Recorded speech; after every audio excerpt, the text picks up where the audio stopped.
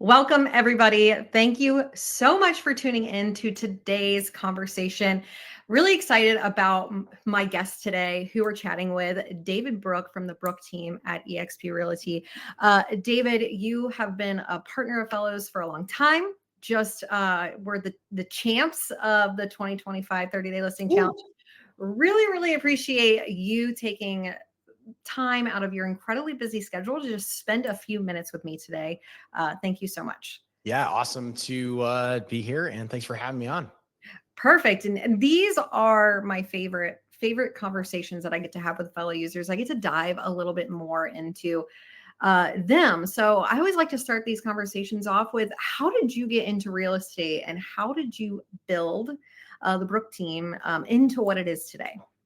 Sure. So I didn't want to be in real estate. So that's the first thing. I wanted to actually be a pastor of a church. And so Okay. I went to school to do that. I was really big into music and would play in the bands and everything else. And then one day I was in South Africa for a family vacation. And it sounds really weird. I was like, I had kind of dropped out of college and I didn't know what to do with my life.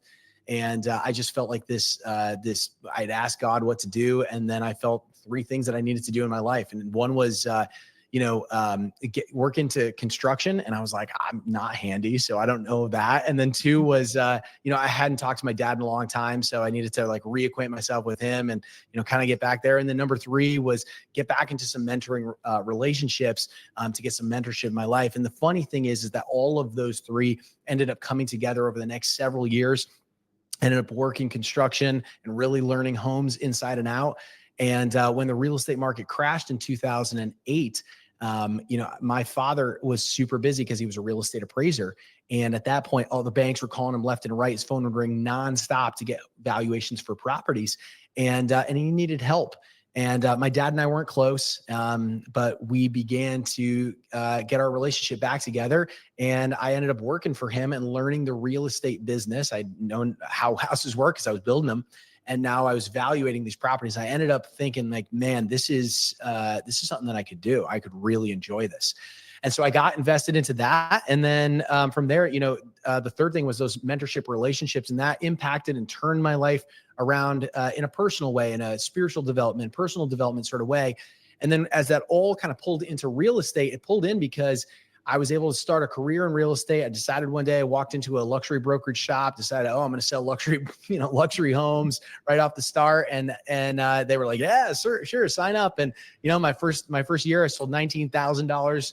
And that's how much I made. And it really wasn't that great at all. I don't know if you've heard all the success stories about guys, making millions of dollars, but my first year was 19 grand. So if anyone actually watches this interview and you've made more than 19,000, you're well on your way. So that was my first year. And then I found out basically every lie that was, that's in the real estate industry about being your own boss and working your own hours and, sky's the limit for money and everything else like that. I fell into all of the lies. And my story's just really been working through each one of those systematically. And then the whole mentorship thing comes around where like my belief system is that I want to each one teach one. So I want to like turn around and be like, hey, listen, I learned this really hard lesson and I don't want you to go through the same things. I've got scars all over, you can't see them, right? They're like financial scars and like losing appointments and, missing out on, opportunities. And I've missed out so much and I've lost and I've had these scars. I don't want you to feel the same way. So, my story really is that's the genesis of it. No pun intended. And I kind of went from there. And then in 2017, we started the real estate team. At the time I was selling probably around 50 houses a year myself. And then decided like, hey, what would it look like if we grew something where demand excellence was on the door? And that was really the focus. And so that's our tagline. And the team just grew like crazy. In 2019, we decided to leave our current brokerage and we went to eXp. And we've had an amazing time here. And then the team, grew like crazy. And then, from that, we just really focused in on mentorship as being that like pillar to our team, which is like that hands-on learning relationships, so that I think agents crave so much. I mean, like in this business, there's a lot of, I come from like a teaching background in like the times where I went to school to be a pastor. And you would learn this really cool lesson, which is like there's levels of teaching, and like the first lowest level is like you tell people what to do. And then the next one is like you show people what to do. Then you can model for people what to do. But the top thing that another person can do for you is like actually mentor you and say, life on life, you live with me. I show you how to make these calls. Okay, after the call, how did it go? Like it's very, very, very intentional living. And that's been our experience. And I give complete credit to the mentors on our team. I give complete credit to our admin team. I give complete credit to, all those who are just investing into others in this grow to lead to grow core value of ours. What an incredible answer. I love everything about your story. How you, went from, being in that pastor role or working toward that, and then, going to South Africa and having that moment of clarity, and then it all kind of flowing in together, reconnecting with your dad. What a really cool story. And your passion for giving back and mentoring just clearly shines through when you chat about it. So say you have somebody that's a real estate agent, they're not on your team, maybe somebody watching this. One thing that you said that I really agree with is that real estate agents do thirst for that true mentorship relationship. So what advice would you give somebody that's looking for that, to find the right mentor, to make sure that they do have somebody that will, walk alongside them, especially as a newer agent or someone that's looking to really expand their business from, say, what'd you say your first year you did 17,000? Maybe they're 19,000. Don't Maybe keep me my $2, my $2,000. So yeah, I mean, like the biggest advice I would say is like, is your mentor able to allow you to live life alongside of them? So there's this like philosophy that happens in like biblical culture, which is like walk in the steps of the rabbi. And I know like for most people, like you might not understand what that is, but like if you really wanted to understand like what people were like and like their teachings, you would walk alongside and live as they lived, right? So like if the rabbi sat down to eat, you would like watch how he prayed, like before he ate or after he ate his food, like act, hey, what are the things that he's thankful for, that he says that he's thankful for? Because it's so easy to like show up somewhere and hear like a sermon, but then like, it's like, what do you really live like? Like, what's your life actually all about? And so the same thing happens in real estate. It's no different. It's easy to see people on real estate stages, with all these great coaches and everyone else, and they say a certain thing, but it's like, how do you live your life? Because I can come up with a presentation in 35 minutes and get on a stage and show you the presentation. But if I actually don't live that in my own personal life, it just really sounds good. And you're left trying to put all the pieces together on how that works. And so for me, I knew that works for some people. And maybe some people are like super like self-motivated. And we end up telling people in this industry, well, you just don't want it enough, or you don't have a big enough why, or you don't really understand, like when you like you want it enough, then you'll get it. But that's such a disservice to every single person out there who doesn't understand that specific way of like this audio visual, I'm just going to yell at you and tell you what to do. Instead, the opportunity is, instead of trying to like find the best talent and attract it, why don't you make the best talent and attract it? And that's been like a huge part of what my mission is, to change the real estate industry in a way to say, listen, there's been an 87% turnover rate in this business for like the last 20 years. Like that hasn't changed. And if you were running a business and you were NAR and you were like the National Association of Realtors, can you imagine saying like, hey, everyone, if you join us, there's an 87% chance that you're going to fail. So come on in. No one would want to do it. And if you were running it like a business, you would say like, what are we doing that's not causing people to succeed? And you can either accept the fact that people are just like, they don't got it, they don't want it, they're not trying hard enough, they're not doing that. Or you could take responsibility and see it as an opportunity and say, listen, what if we change the game? What if instead of yelling and telling people so that they're swiping every day on Instagram and TikTok at, you should do this or stop doing this, and they all contradict each other, right? Like, you should work your sphere of influence, or like sphere of influence will dry out, or like you should work online leads, or like online leads are a joke, or like whatever it is. People are so confused that they don't know what to do. What if we just change the game And we actually mentored people in the process and showed them what to do, modeled it for them, and especially mentored them in the process by asking them to live life alongside of us. What a really, really cool philosophy. And I take that is a very, very high value for the Brooke team. So tell me about the evolution of the Brooke team, kind of where you started. I think you said 2017 to where you are today, and how you've evolved the team to what it is today. Yeah, I mean, so I was a part of a brokerage that shared with us this 7 levels of a team, and I was enamored with it. I was like, I'm going to be the CEO and never have to work another day in my life, and I'm going to build this whole thing. And it was really exciting, right? I loved it. I love the idea of it. And I think that, like, I fell for every single lion trap or whatever it is in the game when I started real estate as a solo agent, I did the same thing. I fell for every single lion trap that, you know, a team leader can fall into. And I remember starting the team, and my team leader at the time, right? So this was like not that I was on a team, it was like part of a company. And the person running the office basically came to me and said, you should start a real estate team. That would be a great like opportunity for you. And I remember thinking to myself, no way, like I'm totally happy in what I'm doing and I love this stuff.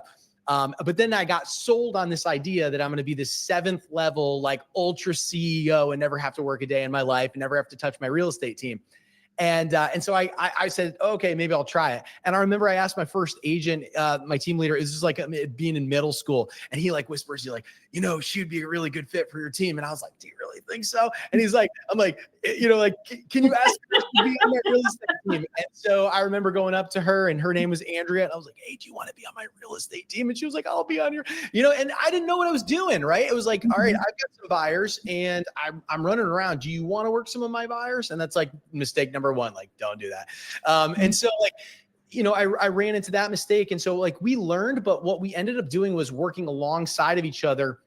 And I would say things like, cool, well, I'm not going to give you this next buyer until you're able to go through the contract 5 different times with me. And I'm going to change the personality up 5 different times. So you can work through someone who's really detail oriented. And then another person who's like super direct. And then another person who's like high relationship orientation. And so we would do those things. And then I would ask them questions in each scenario that maybe like that personality type would find very important to them. And I remember they would go through this over and over and over, but it created really good real estate agents. And what people were, what got around the market center and all the people around were like, hey man, if you really want to know your stuff, if you want some systems, if you want a process for learning, like you should definitely ask David because he's going to spend the time with you. And I think that that's like the most valuable thing that every human being wants is they just want, dude, they want the most valuable commodity in the world. And that's attention. They want my eyes. Like my eyes see you, like I see you, I spend time with you. Quality time is one of those 5 love languages that like, it doesn't have to be in another set. It could just be like simply enough words of affirmation of you're a rock star and you're going to be great. Like show me the other way by like spending the quality time with us and teaching us what you've learned over the years so that we can, ready for this, this is the value of a real estate team, collapse the time of our success to not take 7 years like it took you or 5 years, whatever it is. We could do it in 1. Mm-hmm. I love that. So now let's shift gears a little bit and chat about Fello. So you have been on Fello since August of 2023. So you're coming up on that 2-year mark. Tell me, how did you discover Fello? Well, I was strong-armed into it at a conference by Ryan. No. Okay. Actually, Ryan and I have the same real estate coach. We have the same real estate coach, and we met at an event, which was John Chaplack's Tahoe Mastermind. Mm-hmm. I was actually speaking at that event. John asked me to open for that, and Ryan and I just kicked it off right then. I mean, and I think we got along so well because he's into food, and I'm a really big foodie. And I don't know, we were talking about steaks or something like that, and so he was telling me about Fello way back then. And I was like, oh God, here's another tool, right? Like it's another thing. I've already got something that does those things. Mm-hmm. But then Ryan was like, hey, I really want you to take a look at this, like a serious look. And he approached it in a really cool way. He was like, hey, I want your opinion on the really good things and the things that like we could work on with this. And he was very open to feedback, user feedback from it. And I remember just getting started into it. And I was very impressed at the thing that just hit me at the start was the amount of open rates that our consumers had with the product. Meaning that someone saw value, not just in the email line, but also in the content of the email to say, yeah, I want to interact with this. And I believe that what you're telling me about my property is value. It wasn't one valuation. It was a combined, I believe it was 3 valuations, and it was averaged and that was like super valuable. And then the other email was other comps in the area that were selling. And what helped me align so much with Fellow was I was teaching 2 things at the time that Fellow did for me. So I was teaching when you have someone who lives in a specific area or neighborhood, that you would set an MLS search to once a month be able to send all of the comps in the area for them. So that way they would see the area sales, right? They might not be looking for homes. And if you send it to them every week or every day, they get annoyed and unsubscribe. But once a month, they would see what's happening in their neighborhood. And then the second thing that I would teach is you need to find a tool that provides somewhat of evaluation so you could do a periodic, either quarterly or annual check-in for the net worth of their real estate. And we were paying for tools for that. And so this was like really condensed it and was able to make some sense. And consumers saw like a 70% open rate. And we saw a lot of people interacting behind the scenes. And I find a lot of value to see, yes, we want the people to call us, but we know that there's so much activity, behavior that happens before the actual click. And so Fellow was able to show us that in the background, which allowed us to say, well, listen, you might not be ready to reach out right now, but you also might not know when the best time to reach out is, right? Like we have people who reach out to us and they're like, property staged, everything's cleaned. Can you come over and list the property by next week? And we're like, whoa, wish we could have had a conversation a year ago and talked about the things that you could do to improve the property value. And so we were able to reach out and say like, I see that you're interacting. Like this might be a great time for us to just have a future, a discussion about the future. And so that was my initial start with Fellow. I would say that was probably underutilized for maybe like 5-6 months when we had some people who were reaching out to us. But it kicked it off really well. Our first lead was a $6 million lead that came through, which was kind of cool. And it really gave us a little bit of that encouragement that this program does work. And it was like reaching out to people who we didn't know. But ever since, and from what we're using on it now, we clue it in with our CRM. We use Follow Boss. It has a beautiful native sync. And so every time, someone's newly added to our database, it's constantly syncing it with Fellow and providing them, well, you know what? They reached out on Zillow because, they're looking for a house. They're on the buyer side of this, but we also got their address. And so now Fellow's helping them on the sell side of it. And so it's a real, I would say a beautiful complementary service. Very cool. I'd love to hear that. And do you have your team on it? Are they using it? Whole team. And it's like, you might not be able to see Ben here, but Ben's my ISA. He's like we call him the data hawk, dude. He's hawking down in the perch right now. I think my creative director's in the studio right now. He's filming him, but Ben's in it every day. Right. And Ben's watching it's almost like customer care. Like he jokes around. He's like, I am the shepherd and they're all my sheep. Right. He's like, he cares for our database. He's like, hey, listen, like, Aunt Mary, she's clicking on this, right? She cares about this stuff. And so it's, it alerts our agents. He sets up smart lists inside of Follow Boss that's tracking who's got engagement with it. And yeah, everyone on the team is like clued into this. Very cool. And your team just won. I mentioned it at the very beginning of the challenge, or at the very beginning of our time together today, but you just won our 30-day listing challenge for Mega Team. It was a nationwide challenge. There was a lot of people that took it very seriously. So how did you get your team bought into participating in the challenge at the scale that it did? I am going to give full 100% credit to our ISA, Ben Cooper. So I saw this challenge. I knew that it was important, and I knew that it was important for agents to reach out the same way that I would maybe. And I needed somebody to champion this in a way that, people were open and honest about their struggles, talking about scripts, not sure what to do. And I remember approaching Ben, and I was like, Ben's here in the podcast studio. So I'm like, I'm making him feel really uncomfortable. But I just said, look, dude, here's the deal. I want you to own this thing. I want you to make it like your challenge. Like this is Ben's challenge here. And so Ben went all in, like the chips were on the table, and Ben went all in. And he was like, all right, number one, every single person signing up for this. Number two, like, I'm going to be calling you every day and being like, what did you do for activities? And did you report it? Number 3, he made sure that if there were people who were doing activities and they like weren't report, he was like, hey man, just by the way, like I saw you doing those calls, like make sure he sent out a link every day, just like knock, knock, knock, like reminder, like definitely have to report in today. And it sounded like a little bit of a culture shift since like our culture isn't as like, got to do it all the time, yada, yada. But he kept sharing the stories. This is really cool. He kept sharing the success stories. And I think that's the hardest thing for people to grasp is like they see someone like Ryan or they see someone who runs a successful real estate team and they're like, yeah, but you can do that. And they'll fill in the blanks as to why they make an exception of rather than accept for themselves that they can do it. And there, that differentiation and how you just spell those words, either I made you an exception, but I'm going to accept this for myself. That is solved through mentorship. And Ben would meet with people every single day in the office and be like, he can do it, but here's why you can do it as well. And so he would meet with people and just share with them, like, we got a good news script, right? Good news. Your house has more value. Or like, hey, I saw you were just like, surfing around and we just wanted to just be in the area and support you. And like, it's funny, all the conversations that just kept coming up. And the last thing I'll say is this, Ben was also, he was watching on me too. And he was like, listen, dude, how you do it affects everybody else here because they're watching you. And I think that's a very important part of leadership.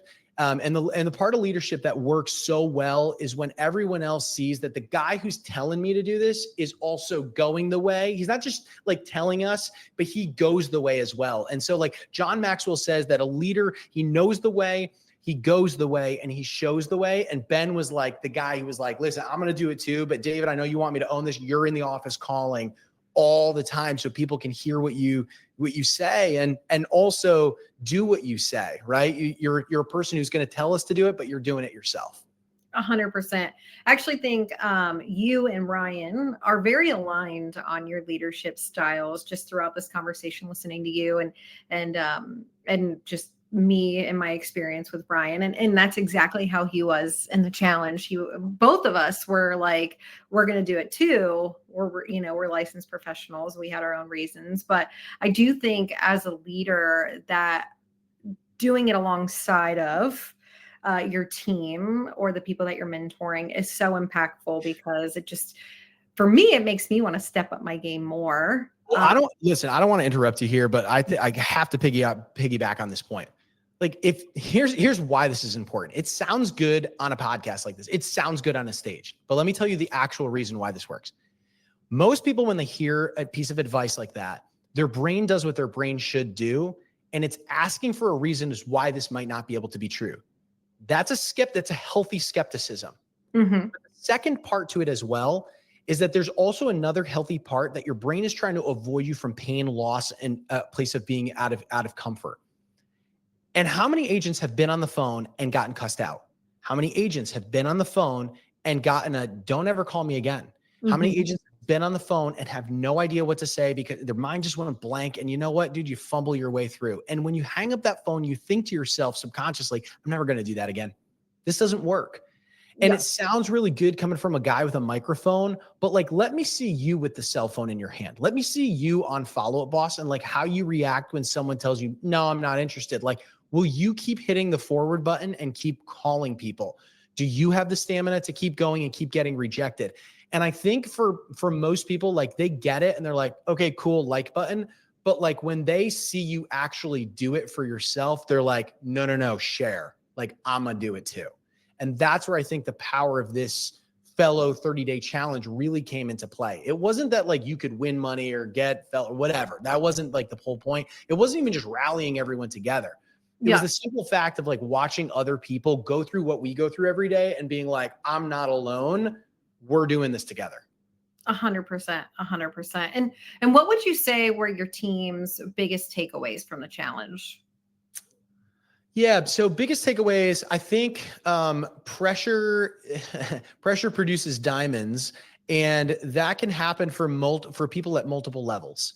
And so what I mean by that is For the person who was just afraid to get on the phone for the first time, they were like, okay, I'm going to work through that pressure. And like, we had a whole segment of people who said, I'm now comfortable getting on the phone. Like, are they amazing at converting on the phone? Like, maybe, maybe not, right?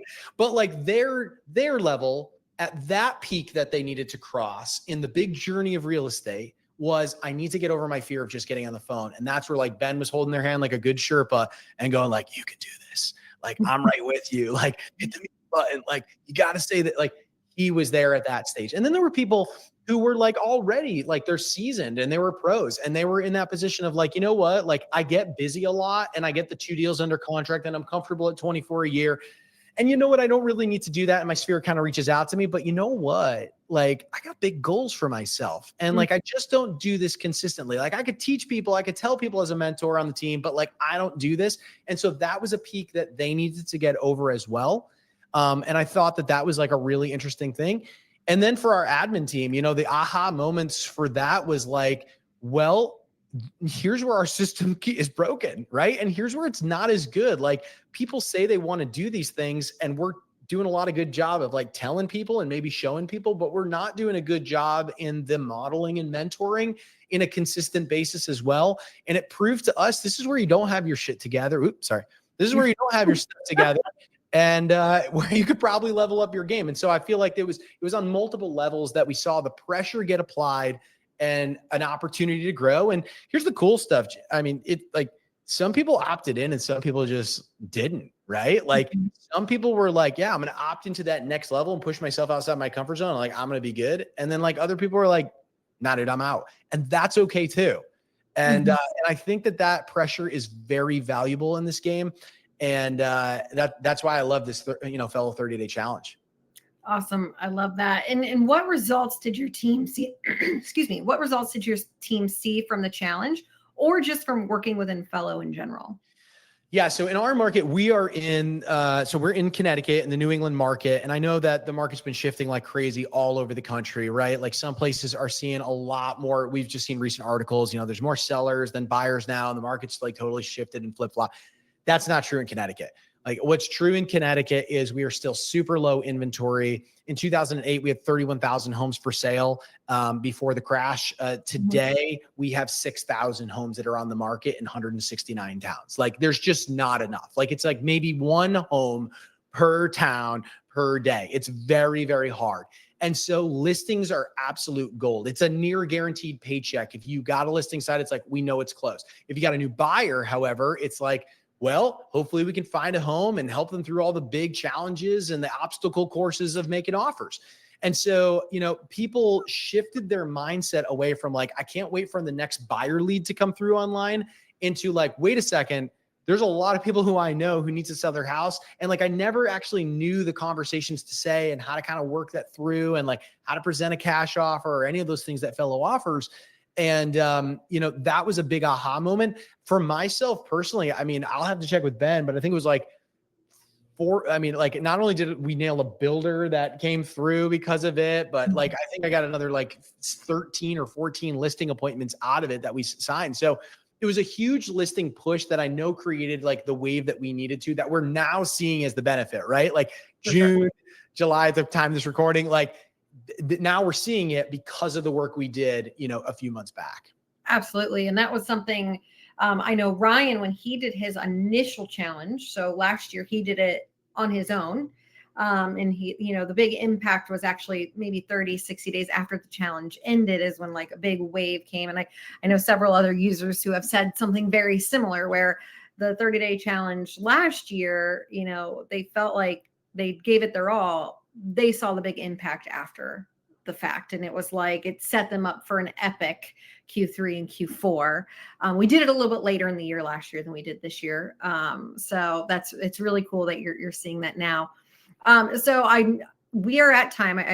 I appreciate you giving me a few extra minutes. I have one final question. What would your biggest piece of advice be for somebody that is either just starting on using the Fellow platform, or they're still in the decision making, am I going to do it or not? What would your piece of advice be for them? Yeah, I mean, the question you have to ask yourself is, do you want seller leads? That's it. do you want to have a great opportunity to have a conversation with someone who's likely going to sell their house? I function as a real estate coach for people inside of my brokerage and out. And one of the most common requests that I get for people of like, hey, what do you want to accomplish during this coaching program is I want to be a great listing agent. I'm like, tell me why. They're like, I want my time back. I'm like, how does that work? And they're like, well, buyers take like 40 to 50 hours, through all the homes you show, and a seller takes like 10 hours. I'm like, okay, cool. I'm like, why else do you want to be? They're like, well, it's my face out there, right? It's a natural attractor to more, real estate deals because, my friends, my family, like everyone in the neighborhood sees my sign. I'm like, cool. Why else? I'm like, they're like, well, I charge more money, right? I charge more on the listing side. And then, the buyer agent gets a fee that we let them present it on the offer. I'm like, okay, any other reasons? They're like, holy crap, all I should be doing is sellers. I'm like, yeah. So when I asked to go like, hey, should I use Fello or not? It's like, well, is listing properties really important to you, or do you just love running around all day long? So, I don't need to kind of like pitch the program. I just need to pitch like what it does. And what I get from that is I get seller leads that lead to like easier conversations with sellers. And it's not just like, hey, I'm in a contest and like we're trying to like find the most referrals. Like, do you want to talk to me about selling your house, or like a friend or a family? I get to talk to them about like a real thing. Like, hey man, I got some great news for you. The equity in, this property in Simsbury just increased. Like, any idea what your house is worth? And they're like, oh, Dave, I have no idea. I'm like, what do you think? And they're like, I don't know, maybe like 450. And I'm like, it's 525. And they're like, what? And then it's just like such a fun conversation to go from there. So I guess the thing is like, if you've been considering Fello and you're sitting on the sidelines, like wondering whether or not you should move your business towards sellers, like just ask yourself, do you want to work less hours and make more money? And if the answer is yes, then the answer is yes. Love it. Perfect. Well, David, thank you so much for spending some time with me today. I really enjoyed our conversation. I loved following your team in the challenge. Sarah, your success manager, she was so excited for our conversation today. And I just appreciate so much you building into the Fello community and sharing your experience with real estate in general, also Fello and the challenge today. Awesome. Thank you so much. Appreciate you guys. Thank you. Have a great day, everyone. We'll see you on the next one.